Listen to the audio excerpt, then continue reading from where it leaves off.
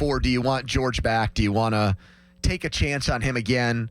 Do you punt on it now and get as much as you can now, or do you just let him walk in free agency after next year and try to win with him for one more season and hang on and just hope and pray that he is motivated by trying to get a new contract? 412-928-9370 if you want to weigh in on that. But I said at 3 o'clock, for less than $20 million, or about $20 million, I could fix the Steelers wide receiver room, and I think I can, and it does not involve George.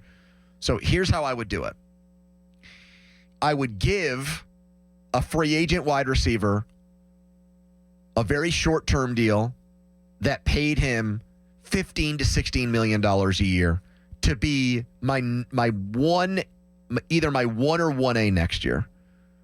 And that player for me is Keenan Allen, who they should have traded for last year. He's not going to re-sign in Chicago because they have DJ Moore there, and they have Roma Dunze, who they picked in the first round of the last draft. He put up like 800 receiving yards this year. That's 750. 750. That's exactly the kind of production you want from a number 2 wide receiver. He runs great routes. He's not He's an always jackass. open guy. He's somebody that can help guys too. Not that I put a ton of value in that. Essentially, when he's healthy, he's a 1,000-yard machine. This is the first year out of the last 7 that he wouldn't have been a 1,000-yard guy if he played the whole season. And I know he's in his early 30s. That's why I'm not going long term.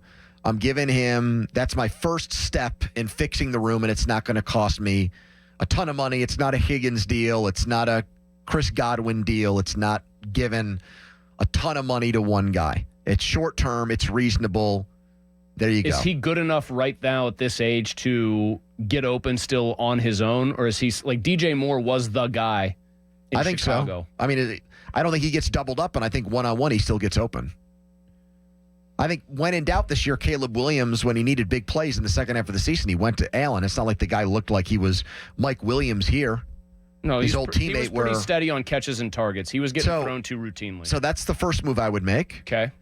And then the second move I would make is I would, with the 21st pick, I would take Emeka Egbuka from Ohio State. And now I've got him, like Brian Thomas last year at LSU. He's going to be my number 1 wide receiver. Allen is my 2. Calvin Austin is my 3. And Roman Wilson is my 4.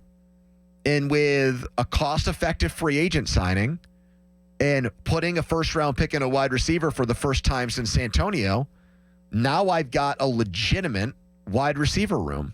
You can win with that. It's doable. It's not pie in the sky. It's not asking the Steelers to go outside of their comfort zone.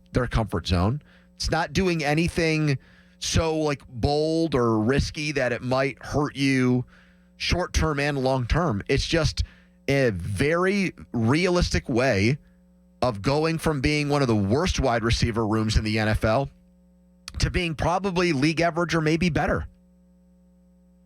The problem I have with Egbuka in there, I've read people say he's still a slot in the NFL, like a big burly slot receiver. I'd at least be willing to see if he could play on the outside, because then you'd have the whole plane being made out of slot receivers.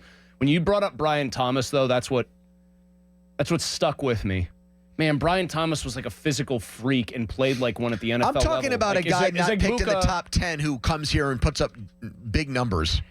That's what I mean by that. You can take a wide receiver. It doesn't have to be in the top 5 or top 10 for the guy to be a very productive player right off the bat. No, he's got, I mean, I'm looking at his draft profile, and they have him as being a 4.3 30 guy, which I doubt he will run at the combine. What do you mean?